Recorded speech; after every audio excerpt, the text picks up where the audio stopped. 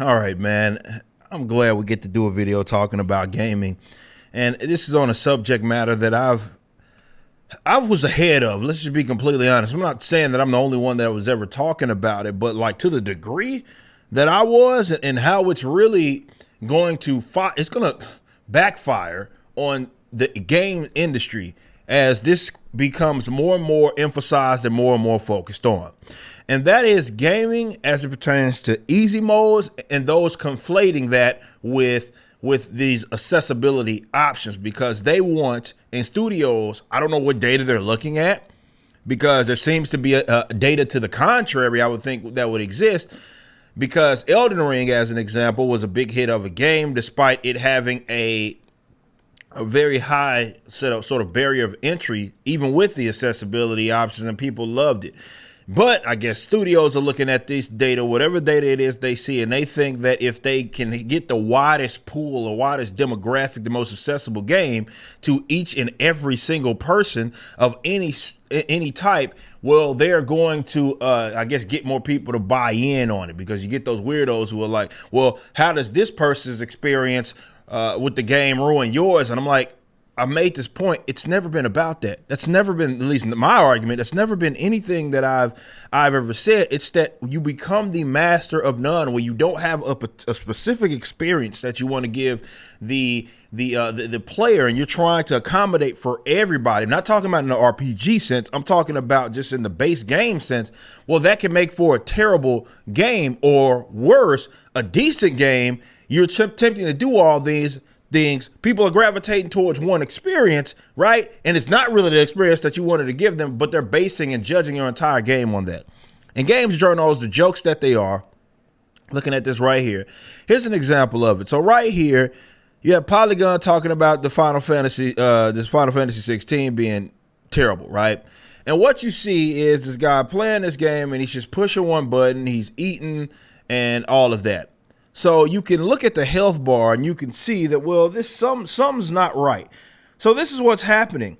He's pressing the same button. He's not doing much. You got this games journal, I guess, whoever, Gamer Girl, is saying that the story is terrible and the combat is press the button 30 times.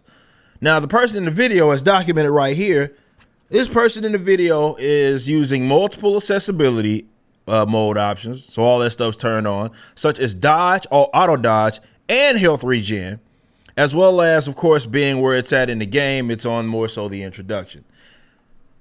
But you have people making judgments based on that, and this is what games journals do. This, to me, is why they hate like difficult games, or they prefer that they argue and gripe about, let's say, Elden Ring not having an actual easy mode per se. Why? Because the same thing goes with streamers. Look, guys, it's funny watching this play out because people are big fans of Final Fantasy, and they're like, well, they're disrespecting this game. And because it's a game that has, of course, all this history, or a franchise that has all this history, and it has people that, of course, thoroughly enjoy, and they don't like to see that something like this be misrepresented. This has been happening with games at a smaller level for a very long time. Streamers gravitate and they like games with these accessibility options. And we ain't talking about like colorblind settings, man. We're talking about stuff that makes the game basically a 2-year-old could play it. And, even though, again, that's not necessarily the experience that you're trying to give them, you turn this stuff on, anybody, and everybody's going to gravitate towards it, right? Because you're making it easier to the point to where folks feel as if they don't have it on, they're at some disadvantage. I'm not saying this is like PvP or cooperative sense. What I'm saying is, well, games journals will gravitate towards it because it allows them to get through the game as quick as they can.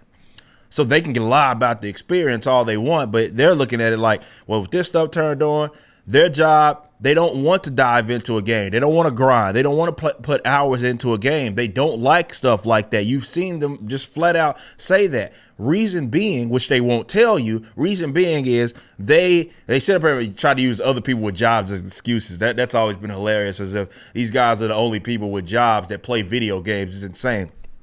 But they look at it like, well, if they finish it, they can move on to the next thing, get the next review out. It's the same thing for streamers, definitely these variety streamers. It's the same thing. They don't want to be diving into a game for weeks and weeks on end. They want to get the game out of the way. They want to get the review out of the way. They want to get their streams out of the way and move on to the next thing. If they have to sink time into it, well, that prevents them from doing exactly that. And then, God forbid, there's people that are actually better than them, clocking more hours into it. They beat it before them, and they can't get their their review out, which means they won't get their reviews. And it won't get that initial boost, whether it be with their article or whether it be with everything else. But the problem with that is, at the time in itself, the issue is that they're going to base the game experience on that. So it's dishonest, but that's what's happening. Where you got folks that are saying it sucks because they have all this crap turned on. This is why my argument has been very, very, very simple on this.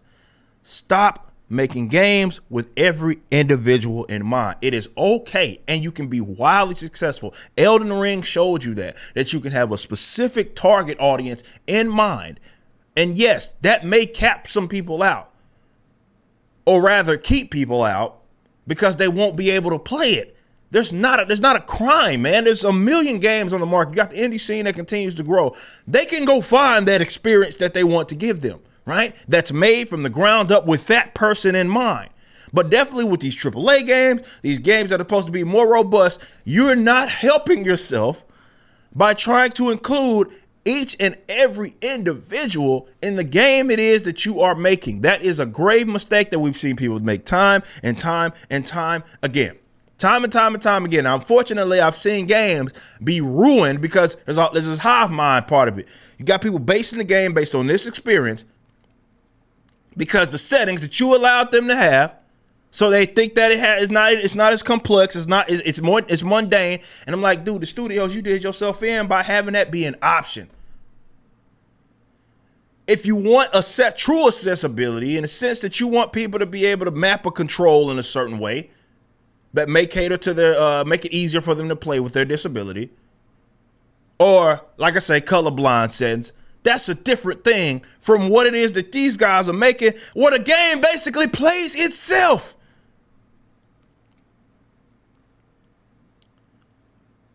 When I saw this, I'm like, and I'm seeing some of these names get mad at them. Like, bro, I've been making this point for years, man. And everybody thought like, oh, well, he's being ableist and all this other nonsense. Nah, bro, I know what I'm talking about.